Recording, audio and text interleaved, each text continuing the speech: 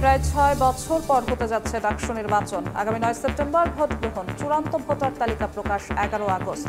১২ তারিখ থেকে মনোনয়নপত্র বিতরণ। মানুষের প্রয়োজনে না এলে কাজে আসবে না কোনো সংস্কার, মন্তব্য মির্জা ফখরুলের। দেশকে গড়তেই নতুন সংবিধান চায় এনসিপি। চাঁদাবাজদের রক্ষার চেষ্টা প্রতিহতের হুঁশিয়ারি। রাজনৈতিক দলের হাতে জাতীয় সনদের খসড়া ৩১ জুলাইয়ের মধ্যে চূড়ান্ত করতে কালকের মধ্যে মতামত চায় ঐক্যমত্য কমিশন।